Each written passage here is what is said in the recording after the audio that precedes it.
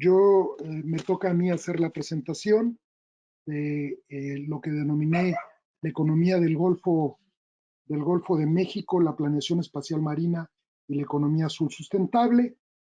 No me voy a presentar. Eh, Quiero compartir con ustedes que he dividido la presentación en dos partes. La primera, en donde hablo sobre qué es lo que está sucediendo en el Golfo de México en términos económicos, ¿sí? En las principales actividades como son petróleo, turismo, la pesca, los puertos, la transportación marítima, en términos de su valor de mercado. Intento hacer esto porque quiero posicionar para que vean lo que pocas veces se sabe, cuál es el valor de la industria que se mueve ahí, o el subvalor, porque a veces no tenemos la capacidad de valorarlo adecuadamente. Posteriormente, cómo este océano, que es un océano oligotrófico, que es uno de los océanos más frágiles que tenemos, los océanos ricos nuestros están en el Pacífico, en la corriente de California, en el Golfo de California, cómo se ve a la luz de algunos indicadores de salud oceánica. Eh, Esta salud tiene que ver con una gobernanza, cómo se ha medido la gobernanza marítima y la gobernanza en general, para poder entender lo que decía Silvia, si estos problemas son maleables, son manejables con la actual gobernanza, y poder ligar de esta manera lo que está sucediendo a raíz de que se decrete el ordenamiento ecológico marino con la economía azul sustentable y los objetivos de desarrollo sustentable. Quiero compartir con ustedes que terminaré hablando de unos retos, 6 retos, y con eso termina la primera parte. En la segunda parte, y un poco me ligo a lo que Silvia ha comentado, yo hago una reflexión que parte de los principales hitos ambientales que se han desarrollado, los principales, no todos, de hecho faltan algunos, deteniéndome sobre todo en los últimos 5 años. ¿Sí? Busco mostrar el vínculo entre los compromisos ambientales y su cumplimiento eh, y el funcionamiento de ese modelo de desarrollo que ha planteado su incumplimiento o su incumplimiento para llegar a lo que se denomina en los últimos tiempos a la crisis ambiental, sino la crisis civilizatoria. Estábamos en eso cuando nos llegó la pandemia y pues busco en el contexto de la pandemia encontrar, atisbar algunos elementos para poder enfrentar tanto la pandemia como los principales retos ambientales que están enmarcados en esta crisis ambiental. Regreso a vincular esto a la planeación espacial marina como el instrumento madre de la política marina en México, ¿sí? Como el instrumento integrador, como el instrumento incluidor, como el instrumento transparente, como el instrumento participativo, como el instrumento científico, como el instrumento ecosistémico, como el instrumento que prohija una mejor gobernanza en la región, ¿sí? Y termino con algunas reflexiones iniciales sobre el tema, ¿sí? Eh, Hay un tema que hay que decirlo con claridad, ya Silvia lo empieza a explorar, eh, el hecho de que por más que hagamos esfuerzos para empujar una economía azul y buenas prácticas, si esta tiene una relación extendida con una economía neoclásica y un modelo de desarrollo que está siendo cuestionado por su eficiencia, por su eficacia, pues los esfuerzos están enmarcados en un contexto de limitaciones, ¿sí? Y aquí hay una relación funcional y territorial, que hay que decirlo, entre el norte global y el sur global. Ya hablaba Silvia hace un momento de los problemas que hay con la justicia social, con la justicia azul, que se han detectado, que incluso en un esfuerzo de hacer bien las cosas en términos de la economía sustentable, hay ganadores y hay perdedores. Pues bien, empieza la primera parte de mi presentación compartiendo con ustedes un ejercicio que tomé de la guía que en 2009 construyó Heller y Dubert con el apoyo de la Comisión Oceanográfica Intergubernamental sobre planeación espacial marina. Ellos identifican alrededor de 44 subactividades que se hacen en los océanos. Estas 44 subactividades están concentradas en 17 actividades, como son la pesca, la recreación, el turismo, la transportación marítima, los puertos, los dragados, la minería, las áreas naturales protegidas, en fin, actividades que usan el mar y la costa. Si ustedes ven estas 17 actividades, de la cual la pesca es una, la pesca es la que tiene 14 subactividades en el mar.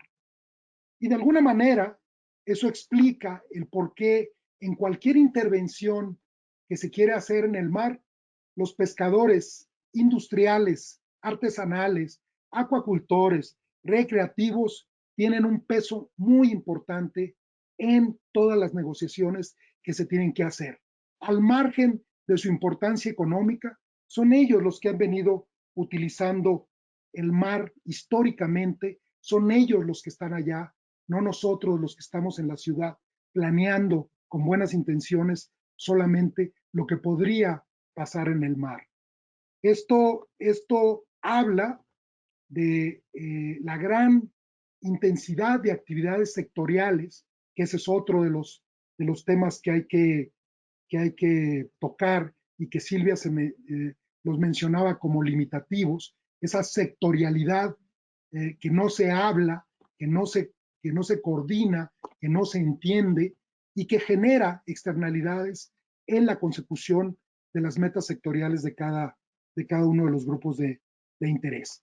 En esa lógica, me puse a buscar información de la valoración del Golfo de México y encontré una presentación que hizo David Joskowitz del Hart Research Institute de Texas, no hay mucho, no hay mucho, en donde él compara lo que está pasando entre Estados Unidos y México en el Golfo, y encuentra algunos elementos muy interesantes. El petróleo, o sea, él estudia 4 de estas 17 actividades sectoriales, pero sin embargo 4 de las más importantes. Y él encuentra que la producción de petróleo, gas y turismo son los principales impulsores de la economía clásica o neoclásica o de la economía ortodoxa, no azul todavía, en el Golfo de México. Que las pesquerías y el transporte marítimo, a pesar de ser importantes, están por abajo de ellas 2 órdenes de magnitud, ¿sí? Que la industria petrolera entre Estados Unidos y México tienen más o menos un mismo valor, a pesar de que en Estados Unidos hay más de 300 concesiones para extracción de petróleo en el mar. No así en otras industrias en donde las mexicanas están entre 2 y 6 veces por abajo que las de Estados Unidos. Esto presenta una situación, pero presenta una oportunidad también para tratar de ver a dónde se puede crecer. Y llega a la conclusión de que el valor de mercado de la industria a los precios del petróleo igual de ese tiempo andan en aproximadamente 121 billones, 121 miles de millones de dólares, ¿sí? Si nosotros trajéramos, no valor presente, sino simplemente si consideráramos que las condiciones son iguales de 2006 a 2020 y simplemente estimáramos la variación del precio del petróleo, y de los precios del resto de los recursos, esta cantidad, este valor aumentaría a 172 billones, miles de millones de dólares, ¿sí? Sin embargo, esta es una subvaluación, porque solo estamos tomando a los principales 4 sectores de esta cantidad de sectores que utilizan cotidianamente el océano, ¿sí? Este es el valor de mercado aproximado del Golfo de México. Y también es una subvaluación porque no estamos incorporando a ella el valor de los bienes y servicios ambientales que el propio Golfo genera.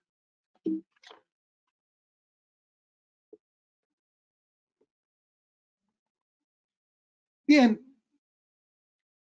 hice una búsqueda para tratar de encontrar un indicador de salud y me encuentro el índice de salud de los océanos que desarrollara Halpern a partir de 2012, Halpern y compañeros en la Universidad de Santa Cruz o Santa Bárbara en California.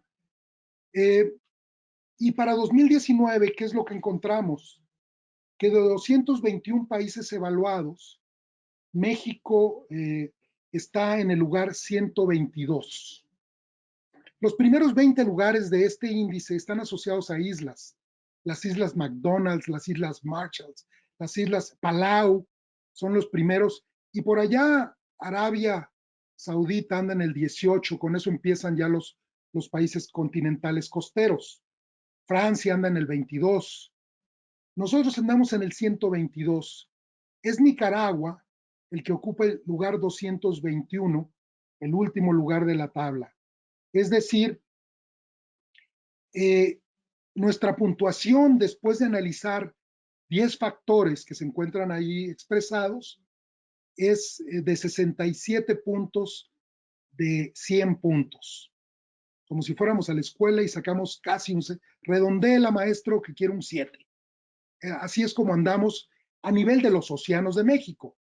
Si nos damos cuenta que el Golfo de México es un océano oligotrófico, es un océano frágil, es un océano donde se ha dado el mayor derrame de petróleo que ha habido en la historia de la humanidad, el Deepwater Horizon, pues esta calificación para el océano, para el Golfo de México, seguramente anda mucho más baja, mucho más baja, ¿sí? Bien. Seguimos buscando y nos encontramos con el reporte sobre el índice de gobernanza costera que hace el Economist, la unidad de inteligencia del Economist. Y ellos plantean que México, al analizar los 20 países, México ha tenido importante avance, pasando en 2015 del lugar 18 al 11, ¿sí? Con 74 puntos. Muy por abajo de Chile, pero muy por arriba de Brasil y de Perú y de otros como China, la India y Rusia. ¿Y qué es lo que está pasando? ¿Qué indica esto? Y el Economist no es, este grupo no es el grupo más liberal que podamos decir. Así como aquí nos echa porras en la pandemia, nos ha pegado duro, ¿sí? Lo que indica es que hay más protección, hay leyes e instrumentos que generan más protección costera, que se están tratando las aguas de lastre, es noticia que yo estoy conociendo, no conocía, y que hay políticas ante el cambio climático, así como elementos de restauración de manglares que se constituyen como parte del carbono azul. Bueno, yo quiero compartir con ustedes que tanto la mayor protección costera como las políticas ante el cambio climático, como los temas de carbono azul, son temas que nosotros trabajamos intensivamente y están contenidos dentro del ordenamiento ecológico marino del Golfo de California. Seguimos y comparto con ustedes un índice que construimos entre un colega que está hoy en la Universidad de Florida haciendo su doctorado, de gobernanza para las Américas, para las regiones de América, ¿sí? Con Noriega construimos para presentarlo en la evaluación de las Américas de la biodiversidad. Ampliamos de 4 a 11 indicadores de gobernanza, 3 están asociados a los océanos, 1 al ambiente de estos 3, los otros 8 varían, son políticos institucionales. Quiero compartir con ustedes que Mesoamérica, donde está México, el Caribe y Sudamérica, reprobamos en los políticos institucionales, ¿sí? Tenemos calificaciones medias bajas en lo ambiental y en general en lo que estamos mejor es en la biodiversidad marina, ¿sí? Quiero poner el dedo en el tema de la corrupción, que es la que tiene la calificación más baja en todas las regiones de América Latina. Es donde tenemos mayor problema, tanto en la percepción de lo que es la corrupción como lo que es el control de la propia corrupción.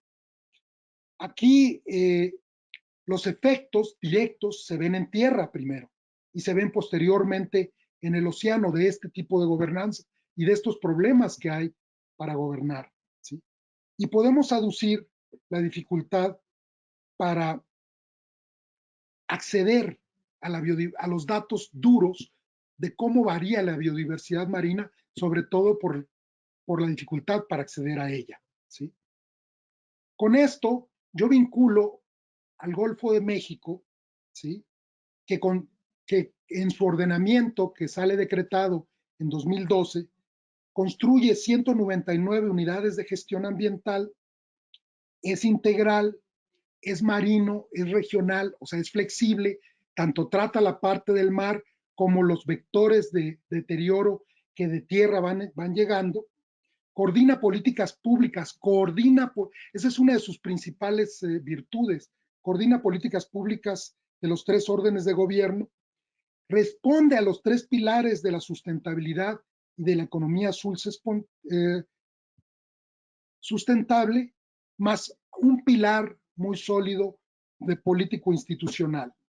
Reivindica lo mejor del movimiento hacia la sustentabilidad con el enfoque ecosistémico, con la legalidad, con la certidumbre. Esto de la legalidad es muy importante porque en muchos países se está impulsando la planeación espacial marina, pero como estudios. Aquí lo tenemos legalmente desde 1988 con la Ley General del Equilibrio Ecológico y la Protección Ambiental, y lo tenemos vinculante, y lo tenemos con conceptos avanzados que están contenidos en el Diario Oficial de la Federación, en el Reglamento de Ordenamiento de la Ley, ¿sí?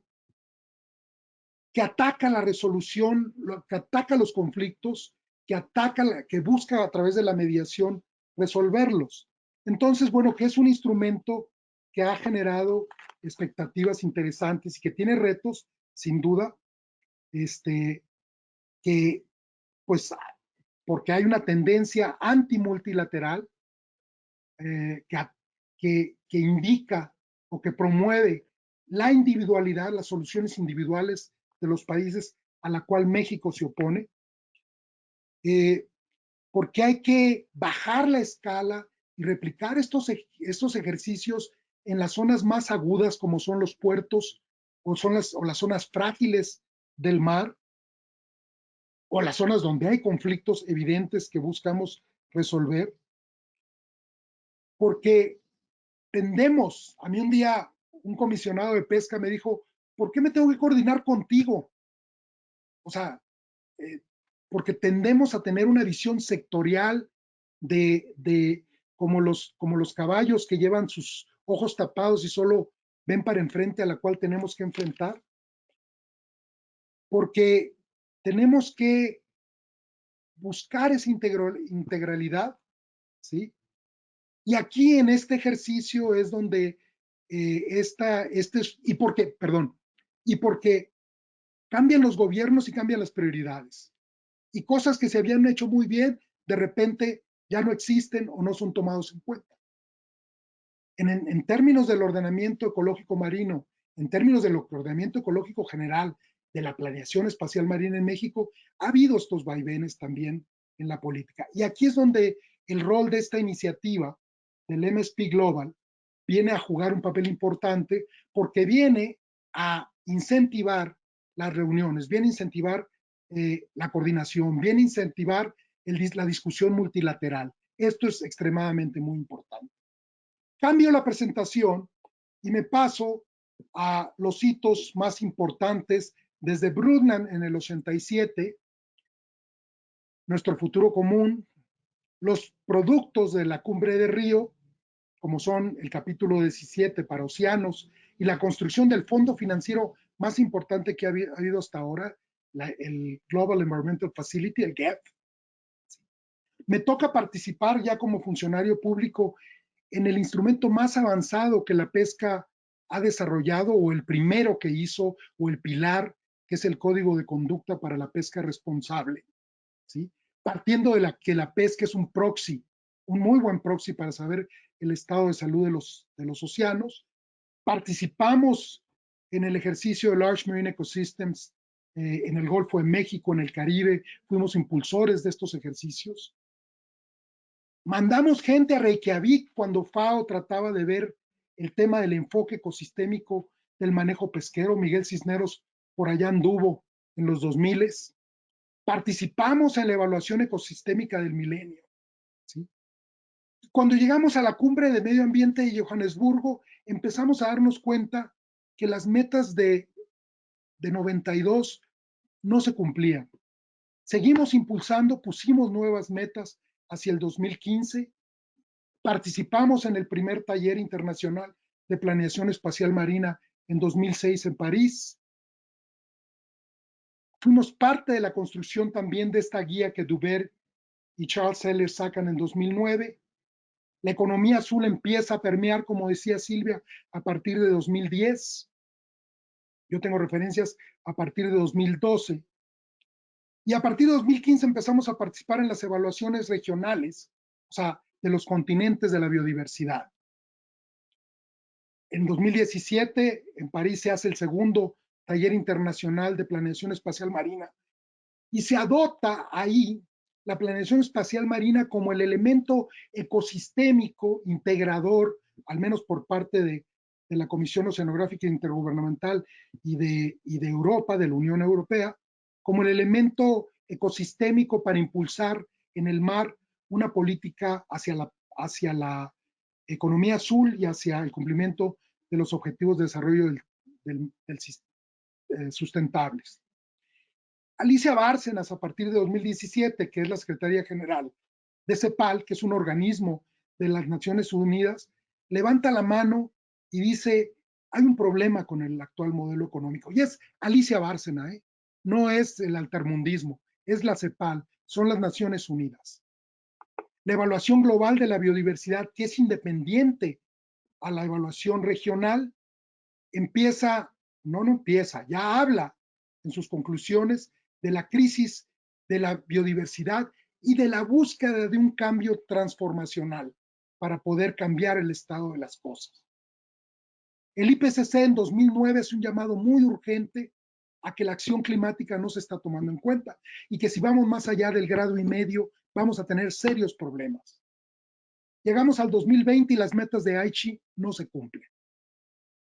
Recientemente, hace un mes, basado en la evaluación global del IPES, la CDB saca su Global Outlook y hace un llamado urgente a cambiar el estado de las cosas porque la biodiversidad va cayendo y en este contexto vamos caminando hacia el objetivo 14 y todos los demás objetivos del desarrollo sustentable.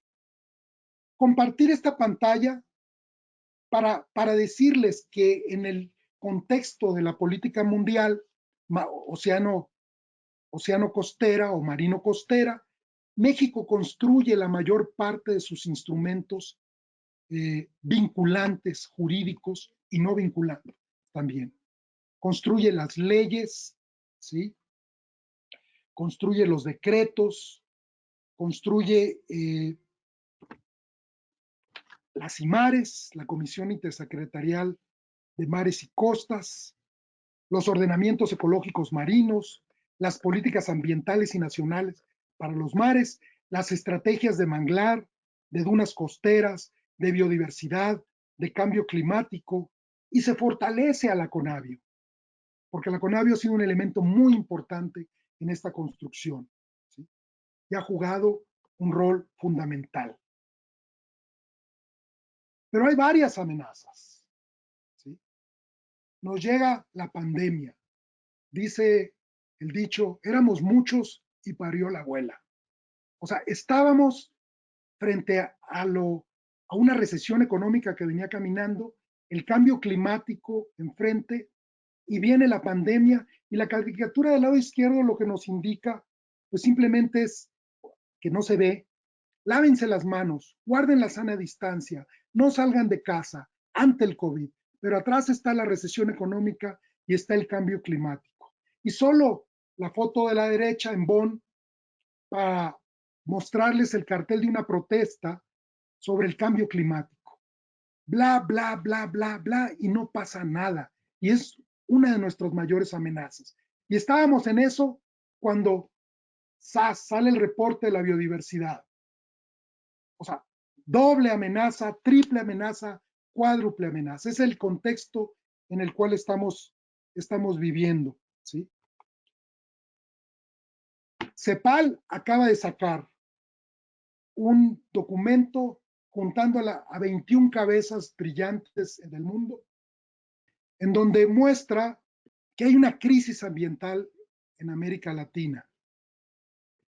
En 12 capítulos hace un análisis de lo que está sucediendo y muestra lo que ya Alicia Bárcenas venía diciendo, que hay una crisis del modelo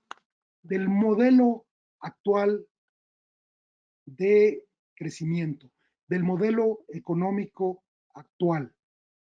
En el capítulo 3 habla del fin de este modelo de desarrollo.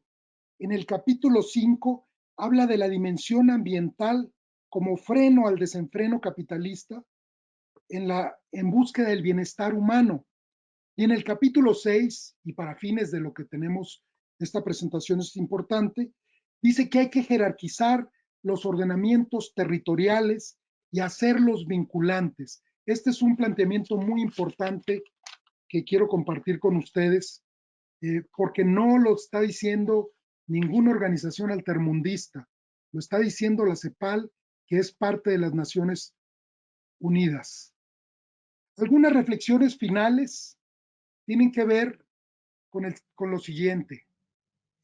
La planeación espacial marina viene a convertirse en un instrumento útil para enfrentar los desafíos del desarrollo sustentable y para contribuir a los objetivos de la economía sustentable y de los objetivos de desarrollo sustentables, ¿sí? Pero tiene sus limitaciones. El modelo económico imperante está siendo cuestionado como impulsor de cambios hacia mejores estadios ambientales, económicos, sociales y de gobernanza. Se plantea que debe ser el bienestar humano el determinante político que esté sobre la economía y sobre la tecnología. Algunos países ya están cuestionando la medición del PIB. Lo cuestionó Bután, que ya lo cambió, lo está cuestionando Nueva Zelanda y lo está cuestionando Holanda. Se reivindica la política, la filosofía, la ética, la ecología política y la ciencia posmoderna como elementos de entendimiento, también la epistemología y cambios sobre la técnica. Hay que revisar a Toledo, a Dussel, a Funtowitz, a Cibici y a Chomsky, entre otros. Se impulsa un cambio transformacional como el componente nodal. El cambio transformacional no es un cambio gradual, no es un cambio reformista, es un cambio radical. ¿Sí? Esto lo está haciendo IPES en el planteamiento de la evaluación global y en una evaluación sobre cambio transformacional que está en proceso. La pandemia del coronavirus se ve como una oportunidad para regresar a una nueva normalidad, ¿sí? Sabemos lo que no nos gusta, pero no hay claridad sobre lo que queremos y cómo lograrlo. Dice Toledo este martes, ¿sí? Hay que construir instrumentos a la altura de la complejidad actual. O sea, se están cuestionando también los instrumentos. Y Buenaventura dos Santos, en una reunión que tuvo con Elena Álvarez Bulla a mediados de año, plantea que no hay una solución moderna a la llamada crisis de la modernidad. Y Einstein plantea que no es posible solucionar los problemas con el mismo tipo de pensamiento con el que fueron creados. Hay entonces un cuestionamiento a las formas tradicionales de hacer las cosas. Yo quiero darles las gracias a todos ustedes por escuchar esta larga intervención y dedicarle esta presentación al doctor Mario Molina, que pasó a mejor vida recientemente, y al doctor Víctor Toledo, que sigue vivo con nosotros, para que siga produciendo ideas. Y desearles que se cuiden mucho, que tengan la sana distancia, que no salgan de casa y de que no se contagien, y que busquemos pensar cómo salir lo mejor librados de esta pandemia. Muchas gracias.